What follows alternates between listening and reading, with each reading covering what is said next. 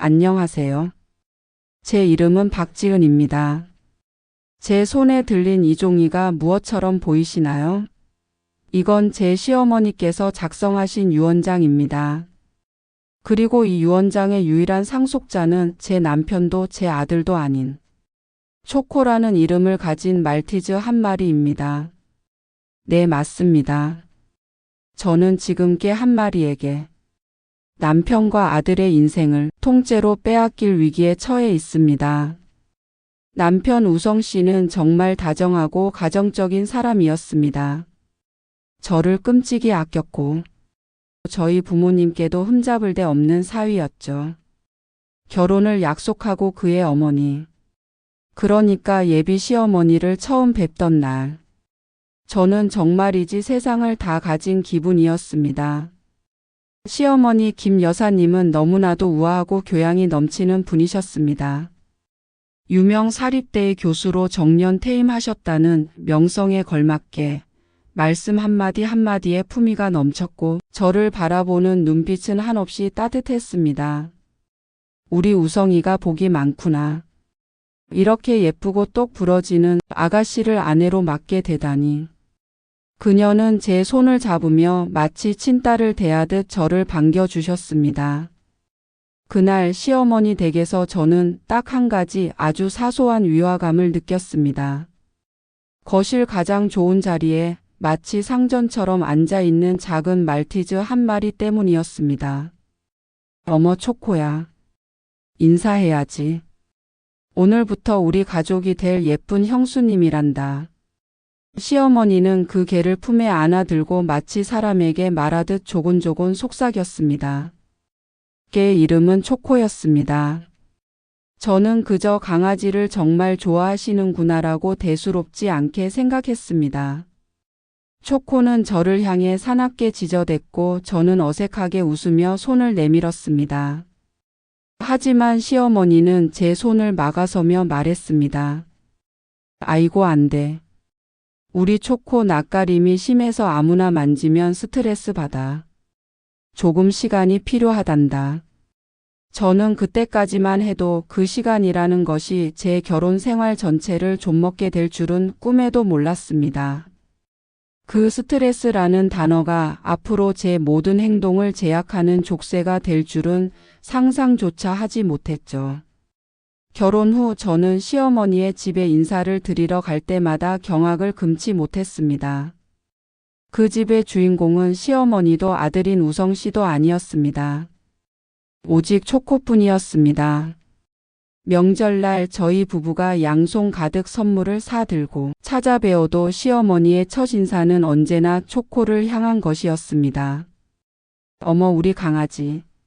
형이랑 형수님이 우리 초코 선물은 사왔나 볼까? 그녀는 저희가 사간 최고급 한우 세트는 거들떠보지도 않고 저희가 초코를 위해 사간 수제 간식 봉투를 먼저 열어보며 한박 웃음을 지었습니다. 식사 시간은 더욱 가관이었습니다.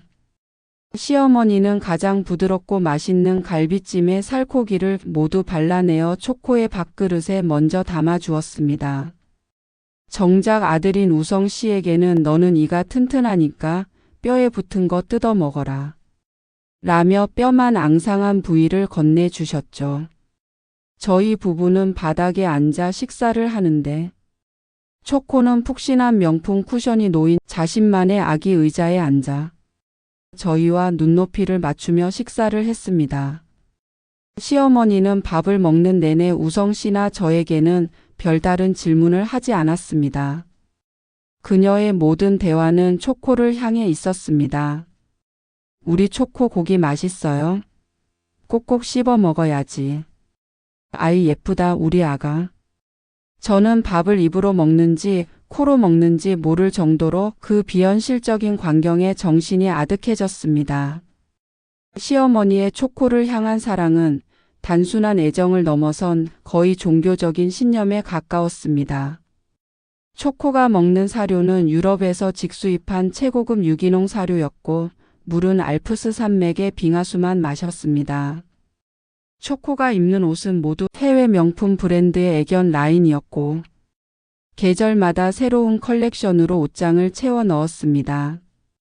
일주일에 2번씩은 강남의 애견 스파에서 마사지를 받았고, 한 달에 1번씩은 유명 애견 미용실 원장님께 직접 스타일링을 받았습니다. 저는 결혼 후 제 옷 한 벌 제대로 사입지 못하고 미용실은 1년에 2번 갈까 말까 했는데 말입니다. 한 번은 제가 너무 어이가 없어서 남편에게 말했습니다. 자기야, 어머님은 정말 너무하신 거 아니야? 초코 옷 한 벌 값이면 내 코트 한 벌을 사겠어. 하지만 남편은 한숨을 쉬며 말했습니다. 에휴, 그냥 엄마의 유일한 낙이라고 생각해.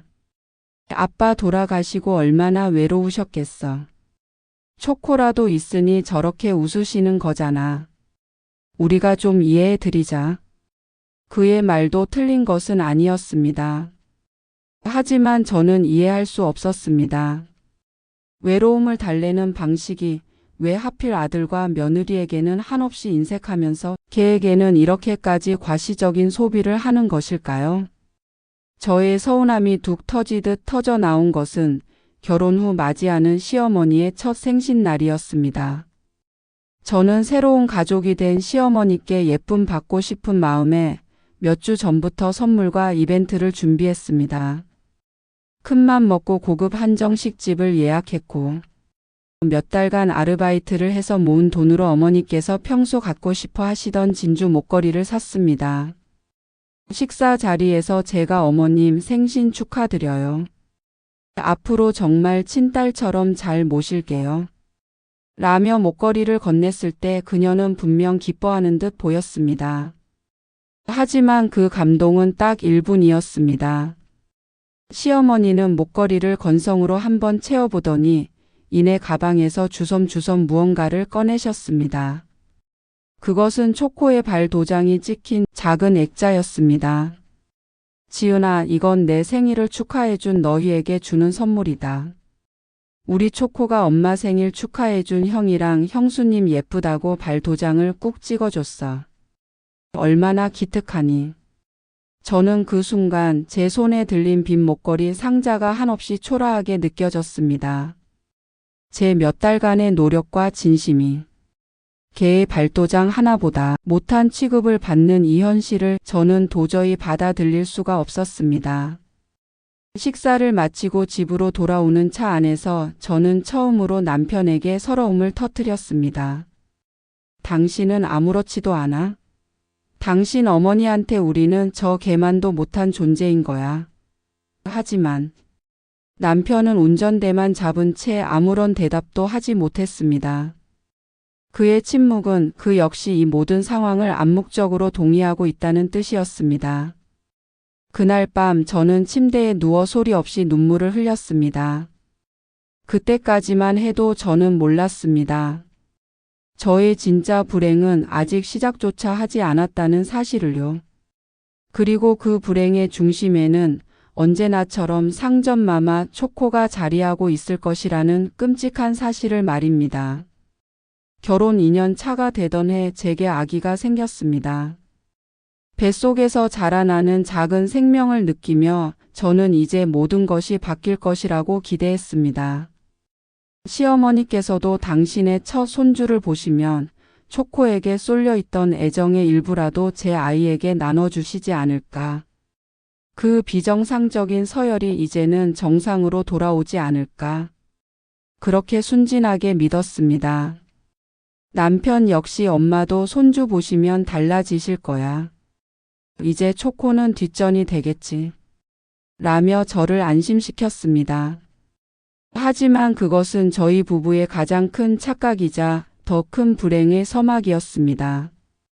제가 입덧으로 고생하며 아무것도 먹지 못할 때 시어머니는 제게 단 한 번도 뭐 먹고 싶은 것은 없냐고 물어보지 않으셨습니다. 대신 제게 전화해서는 지은아, 큰일 났다. 우리 초코가 요즘 입맛이 없는지 사료를 잘 안 먹는데 내가 인터넷 좀 찾아보고 강아지 특식 레시피 좀 보내주렴. 유기농 닭 가슴살이랑 무항생제 계란으로 만드는 걸로. 라고 말씀하셨습니다. 저는 화장실에서 변기를 붙잡고 헛구역질을 하면서도 눈물 콧물을 쏟으며 시어머니의 개를 위한 레시피를 검색해야 했습니다. 10달의 기다림 끝에 저는 진통 끝에 아들 민준이를 낳았습니다. 병실로 찾아오신 시어머니의 첫마디는 갓 태어난 손주에 대한 축복이 아니었습니다. 아이고 고생했다. 그런데 어쩌니? 너 병원에 있는 동안 초코는 누가 돌봐주니? 내가 너 때문에 병원에 와 있으니 우리 초코 혼자 집에서 굶고 있겠구나. 그녀는 민준이의 얼굴은 건성으로 한번 쳐다보고는 줄곧 초코 걱정뿐이었습니다. 남편이 보다 못해 엄마 그래도 애 얼굴 좀 제대로 보세요. 엄마 첫 손주잖아요. 라고 말했지만 그녀는 알았다 알았어. 예쁘네. 그런데 나는 빨리 가봐야겠다. 우리 초코 분리불안증 있어서 나 없으면 잠도 못 자. 라며 5분도 채 안 되어 병실을 떠나버렸습니다. 저는 제 품에 안겨 새근새근 잠든 아들의 얼굴을 보며 서러움에 북받쳐 오르는 눈물을 삼켜야 했습니다. 집으로 돌아온 후 저의 시집살이는 본격적인 지옥으로 변했습니다. 시어머니는 손주를 봐야 한다는 핑계로 하루가 멀다 하고 저희 집을 드나들었습니다. 물론 그녀의 손에는 언제나 초코가 들려 있었죠. 저는 갓 태어난 아기에게 동물의 털이나 침이 닿는 것이 걱정되어 어머님 죄송하지만 민준이가 아직 너무 어려서 초코는 거실에만 있게 해주시면 안 될까요? 라고 조심스럽게 부탁했습니다. 하지만 시어머니는 제 말을 무시하며 초코를 안은 채로 아기가 누워있는 안방으로 성큼성큼 들어왔습니다. 어머 무슨 그런 섭섭한 소리를 하니. 우리 초코가 얼마나 깨끗한데. 매일 스파하고 최고급 샴푸만 쓰는 애야. 그리고 초코도 동생 생긴 거 알아서 민준이 예뻐해 주려고 온 건데. 내가 그렇게 둘 사이를 갈라놓으면 못 써. 그녀는 그렇게 말하며 초코가 민준이의 얼굴과 손을 핫도록 내버려 두었습니다. 제가 기겁해서 아기를 안아들자 그녀는 오히려 저를 나무랐습니다. 너는 왜 그렇게 유난이니? 요즘 애들은 그래야 면역력도 길러지고 튼튼하게 크는 거야. 우리 초코 침에는 좋은 유산균도 많단다. 저는 남편에게 울면서 호소했습니다. 제발 어머니 좀 말려달라고 아기 건강이 걱정된다고. 하지만 남편은 이번에도 엄마가 의사가 한 말보다 더 잘 아실 거야. 그냥 엄마 하시는 대로 둬. 자꾸 그러면 당신만 나쁜 며느리 되는 거야. 라며 저를 무책임하게 방치했습니다. 결국 우려했던 일이 터지고야 말았습니다. 민준이의 얼굴과 몸에 울긋불긋한 반점이 피어오르기 시작한 겁니다. 병원에서는 알레르기성 피부염이라는 진단을 내렸고 의사는 당분간 동물과의 접촉을 피하는 것이 좋겠다고 권고했습니다. 저는 의사의 진단서를 들고 시어머니를 찾아갔습니다. 하지만 그녀의 반응은 제 상상을 초월했습니다. 뭐? 우리 초코 때문에 민준이가 아프다고? 말도 안 되는 소리. 그 의사 돌팔이 아니니? 우리 초코는 병균 하나 없는 청정 강아지야.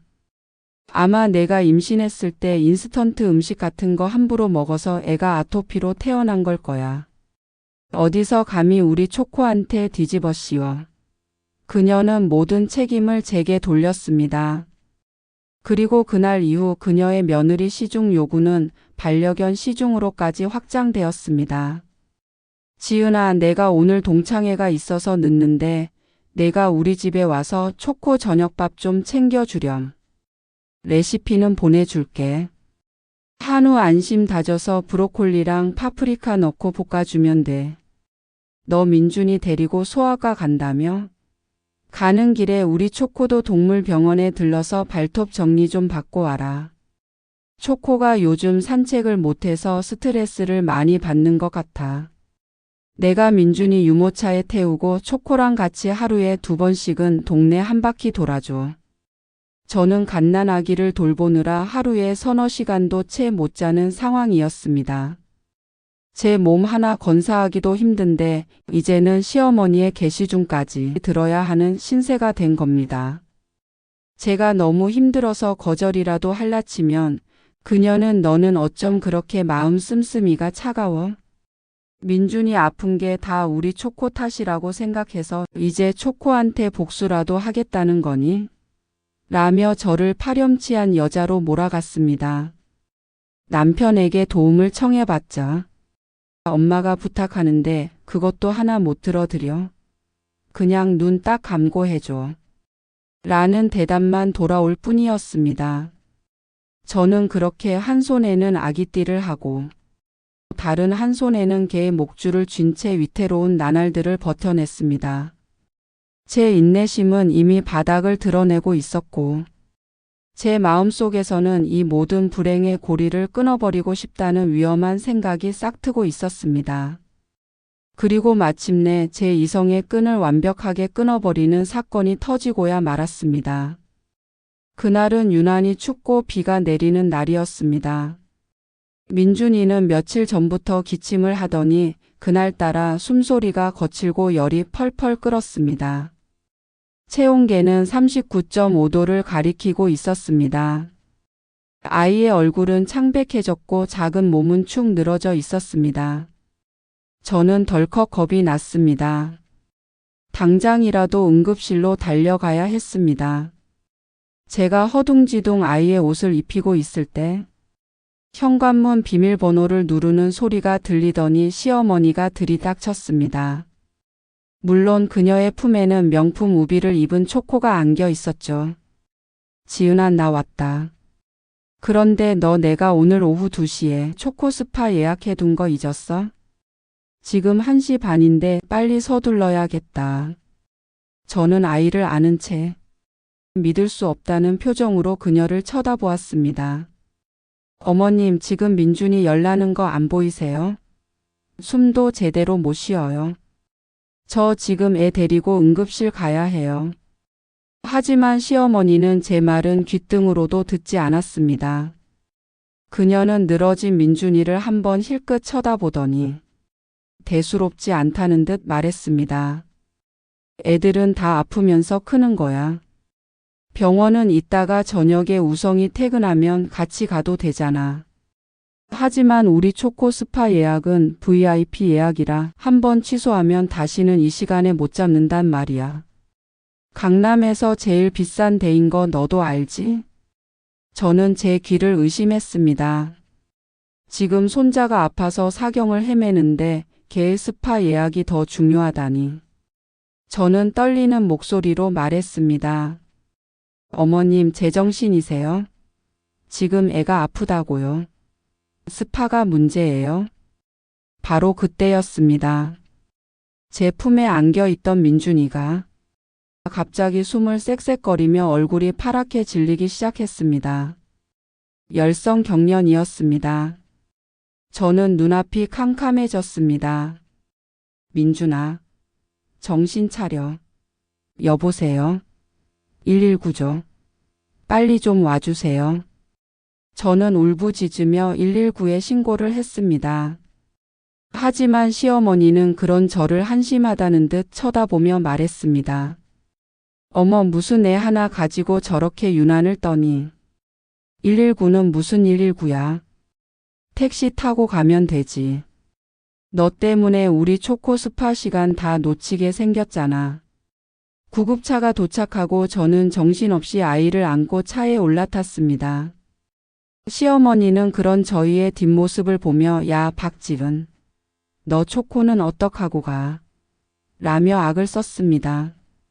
그 순간 저는 제 마음속에서 무언가 툭 하고 끊어지는 소리를 들었습니다. 아, 저 여자는 사람이 아니구나. 내 아들의 할머니가 아니라 내 아들의 목숨을 위협하는 괴물이구나. 다행히 민준이는 응급처치를 받고 무사히 고비를 넘겼습니다. 병원에서 돌아온 그날 밤 저는 남편에게 모든 것을 이야기했습니다. 그리고 처음으로 이혼을 요구했습니다. 나 당신 어머니랑 더는 못 살아.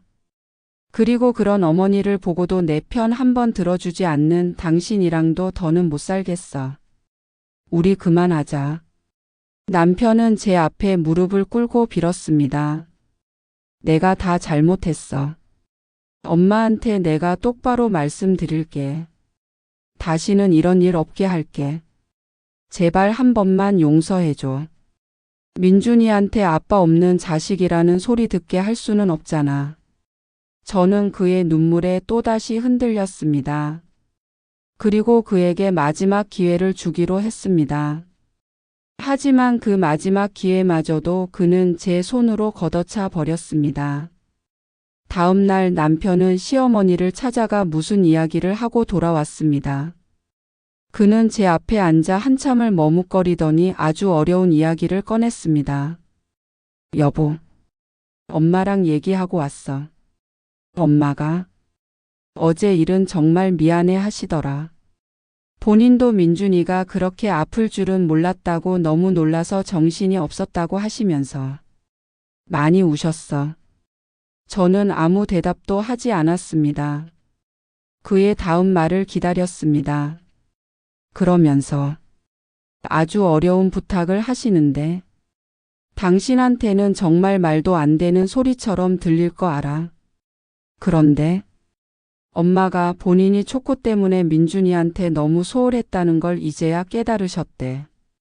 초코가 눈앞에 있으니까 자기도 모르게 손주보다 걔를 먼저 챙기게 된다고 이런 자기 자신이 너무 끔찍하고 민준이한테 죄스럽다고 하시더라. 저는 그의 말에 코웃음을 쳤습니다. 그래서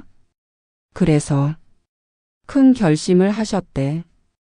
본인이 진짜 할머니로 바로 서기 위해서 당분간만이라도 초코랑 떨어져 지내야겠다고. 초코를 우리 집에서 잠시만 맡아주면 그동안 당신은 오롯이 민준이 할머니 역할에만 집중하고 싶다고 하시더라.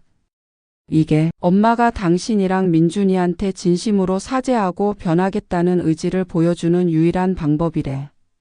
저는 그 말을 듣는 순간 실성한 사람처럼 웃음을 터뜨렸습니다. 아, 이 인간들은 정말 끝까지 변하지 않는구나.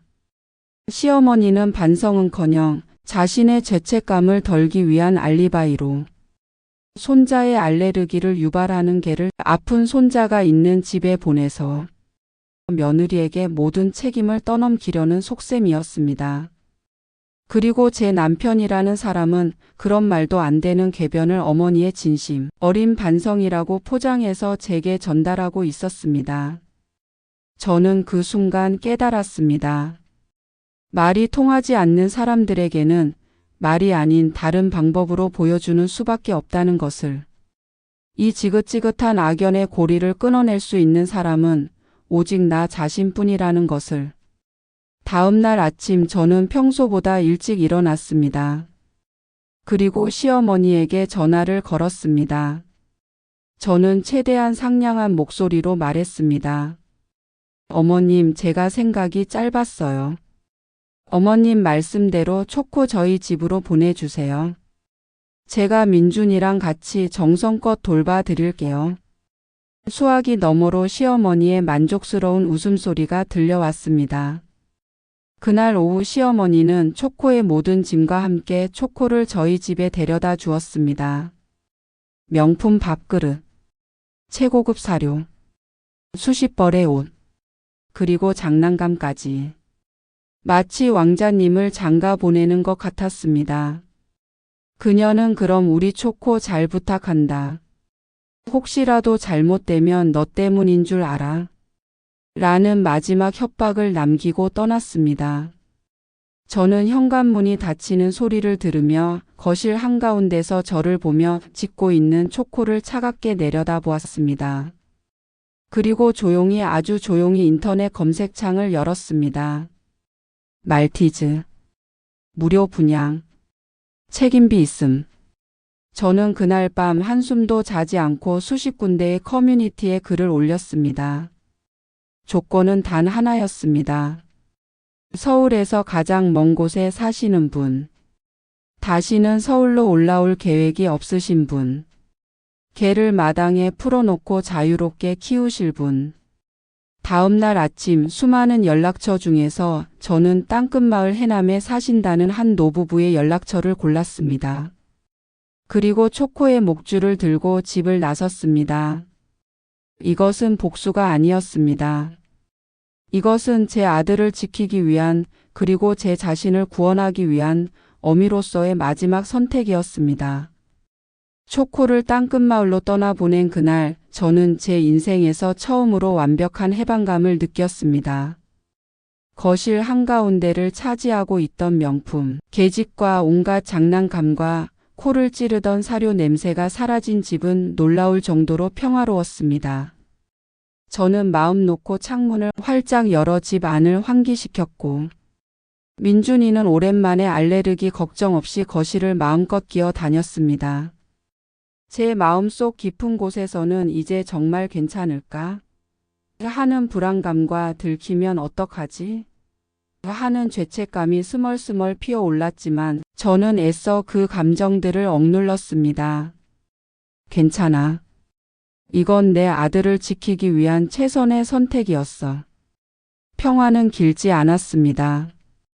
바로 다음 날 저녁 시어머니에게서 영상통화가 걸려왔습니다.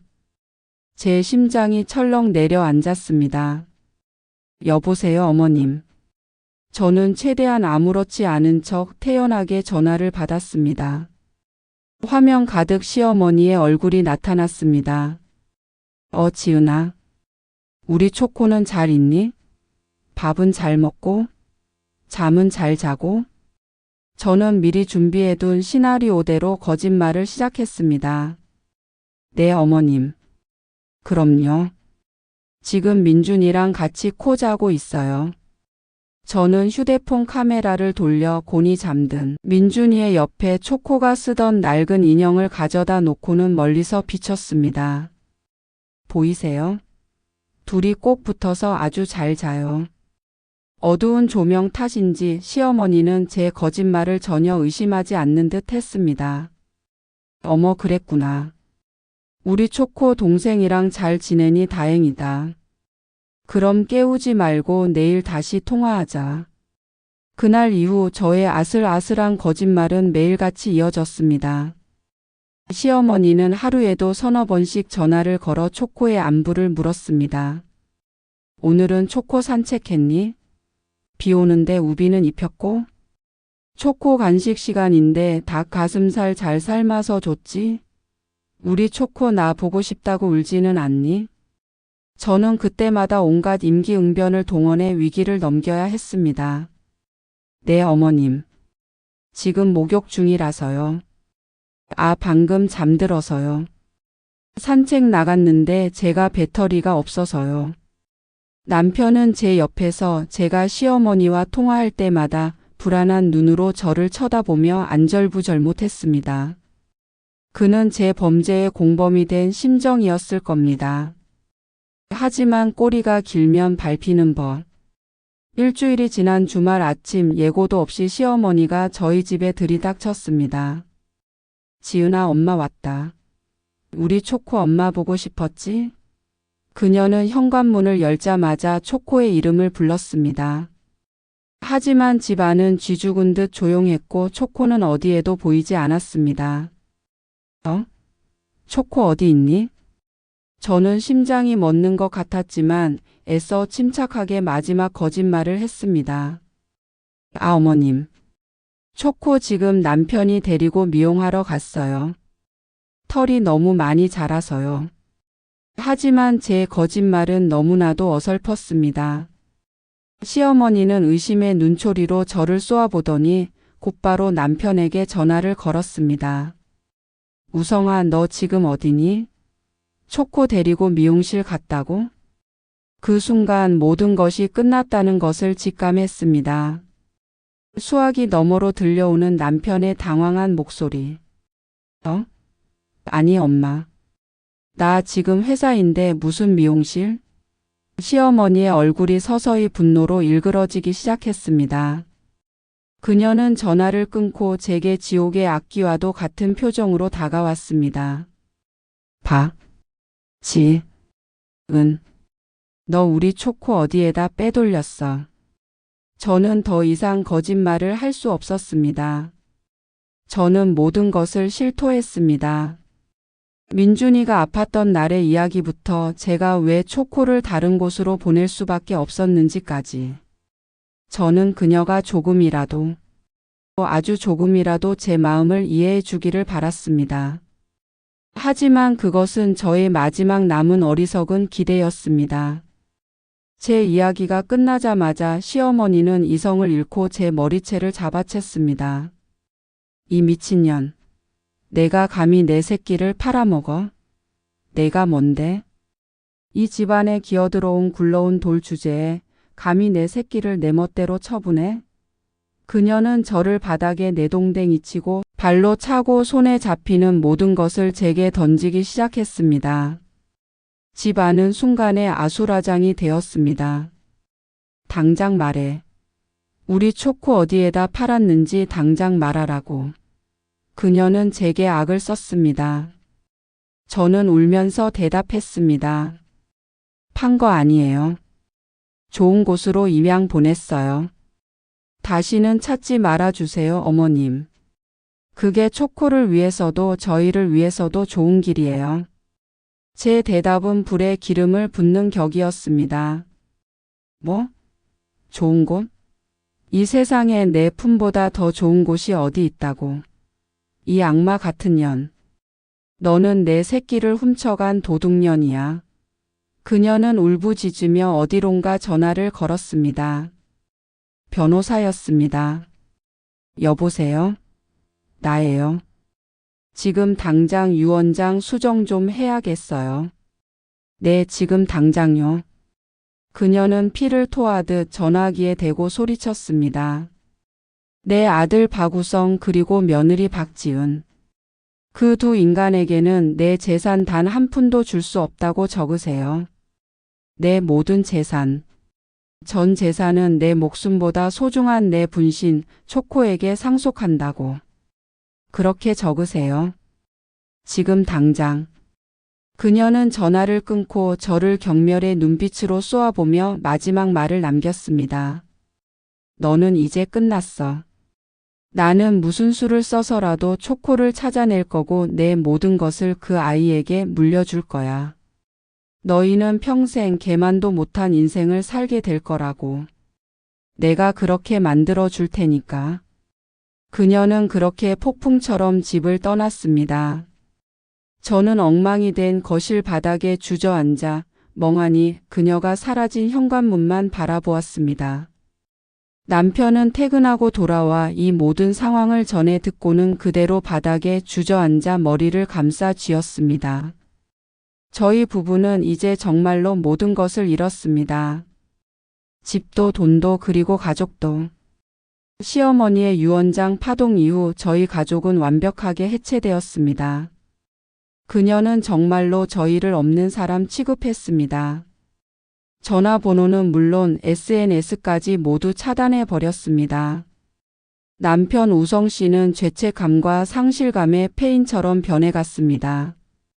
그는 매일 밤 술을 마셨고 술에 취하면 제게 당신 때문에 내 인생이 다 망가졌어. 라며 원망을 쏟아냈습니다. 그의 원망이 틀린 것은 아니었기에 저는 아무런 대꾸도 할 수 없었습니다. 저희 부부 사이에는 더 이상 사랑도 신뢰도 남아있지 않았습니다.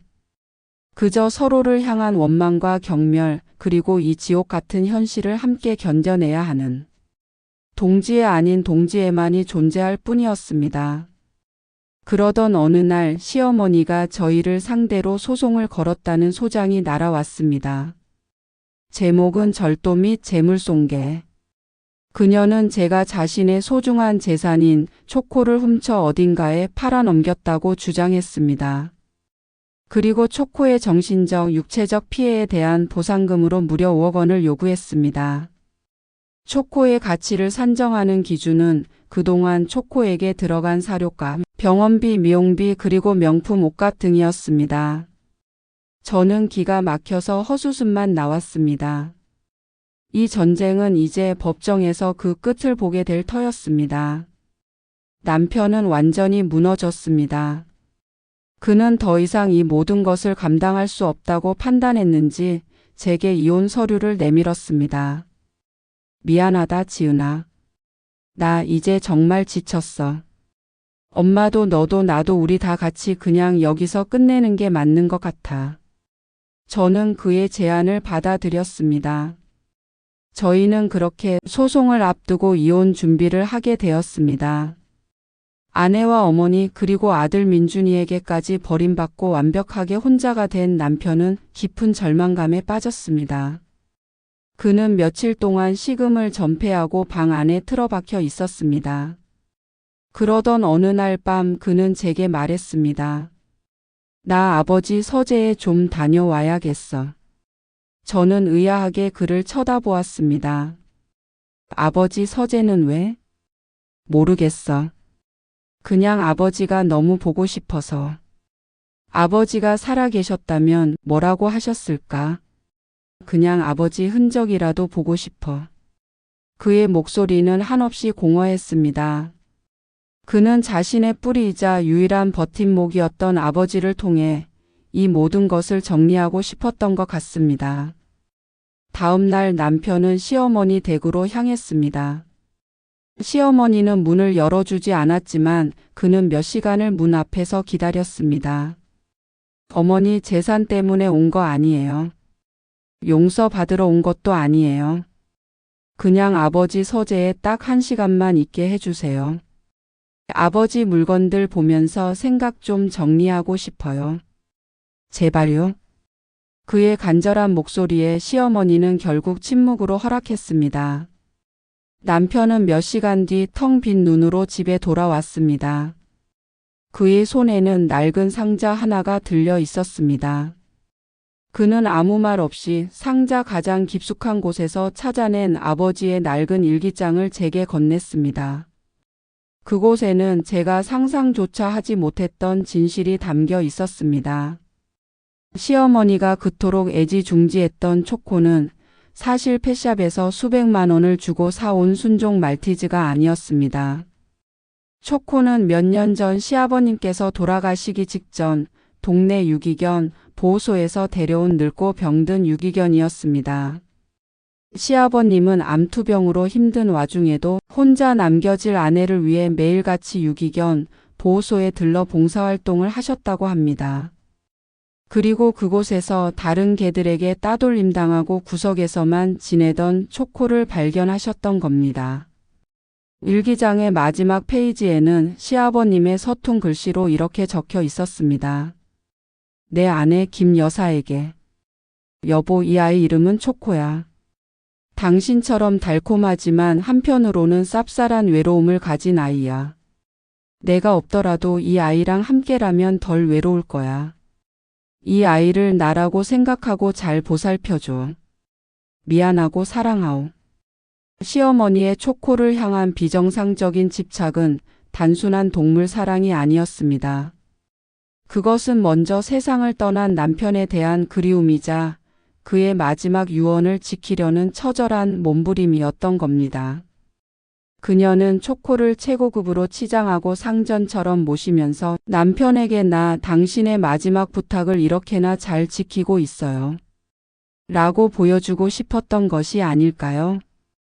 그리고 그 과정에서 살아있는 아들과 손주는 보이지 않게 되어버린 것이고요. 모든 진실을 알게 된 순간 저와 남편은 아무 말도 할 수 없었습니다. 그동안 시어머니를 원망하고 미워했던 저희의 모습이 한없이 부끄러워졌습니다. 남편은 아버지의 일기장을 붙들고 어린아이처럼 오열했습니다. 그는 아버지의 깊은 사랑도, 어머니의 깊은 상처도 아무것도 모른 채 그저 방관만 해왔던 자신의 모습에 절망했습니다. 저희는 그날 밤 일기장을 들고 다시 시어머니 댁으로 향했습니다. 시어머니는 저희를 보자마자 또 무슨 꿍꿍이야? 라며 나를 세웠지만 남편이 내민 아버지의 일기장을 보고는 그대로 얼어붙었습니다. 그녀는 낡은 일기장을 한 장 한 장 넘겨보며 소리 없이 눈물만 흘렸습니다. 그녀의 눈물은 초코를 잃어버린 슬픔이 아니라 남편을 향한 그리움과 그의 깊은 뜻을 오해하고 엇나갔던 자신에 대한 회한, 그리고 아들과 손주에 대한 미안함이 뒤섞인 아주 깊고 뜨거운 눈물이었습니다. 하지만 그녀는 저희에게 미안하다고 말하지 않았습니다. 그녀는 일기장을 덮고 저희를 향해 차갑게 말했습니다. 나가. 둘 다 당장 내 눈앞에서 사라져. 저희는 쫓겨나듯 그녀의 집에서 나왔습니다. 저는 이제 정말 모든 것이 끝났다고 생각했습니다. 하지만 며칠 뒤 법원으로부터 소송 취하 통지서가 날아왔습니다. 그녀가 저희에게 걸었던 모든 소송을 아무런 말 없이 조용히 취하한 것이었습니다. 그리고 또 며칠이 지났을까요? 제 휴대폰에 모르는 번호로 문자 메시지 한 통이 도착했습니다. 시어머니였습니다. 민준이 잘 있니? 수십 번을 쓰고 지웠을 그 서툰 안부 인사에 저는 저도 모르게 눈물을 쏟고 말았습니다. 저는 떨리는 손으로 민준이가 환하게 웃고 있는 사진 한 장을 찍어 답장으로 보냈습니다. 네, 어머님. 아주 잘 있어요. 그날 이후 저희의 관계는 아주 조금씩, 아주 느리게 변해가기 시작했습니다. 시어머니는 여전히 저희에게 먼저 연락하지 않으셨지만 가끔씩 민준이의 안부를 물어왔습니다. 남편은 이혼을 보류하고 어머니와 저 사이에서, 그리고 자기 자신과의 싸움 속에서 진짜 어른이 되는 법을 고통스럽게 배워나가고 있습니다. 저는 오늘 이 상담실에 저 혼자 왔습니다. 이 모든 것을 기록하고 제 자신을 돌아보기 위해서입니다. 저희 가족의 상처는 아직 완전히 아물지 않았습니다. 저희는 아마 평생 서로에게 완벽하게 좋은 아들, 좋은 며느리, 좋은 어머니가 되지는 못할 겁니다. 하지만 저희는 이제 알고 있습니다. 진정한 가족이란 서로의 상처를 외면하는 것이 아니라 서툴고 어색하더라도 함께 보듬고 아주 조금씩 나아가는 것이라는 사실을요. 초코는 지금 어디서 어떻게 살고 있을까요? 저는 가끔 그 아이를 생각합니다. 그리고 기도합니다. 부디 그곳에서는 누군가의 그리움이라는 무거운 짐을 내려놓고 그저 평범한 강아지로서 자유롭게 뛰어놀며 행복하기를. 제 기나긴 이야기를 들어주셔서 감사합니다. 가족이라는 이름 아래 혹시 보이지 않는 상처를 주고받고 계신 분이 있다면 오늘 용기를 내어 서로의 마음을 들여다보는 것은 어떨까요? 제 이야기가 여러분에게 작은 용기가 되었기를 바랍니다.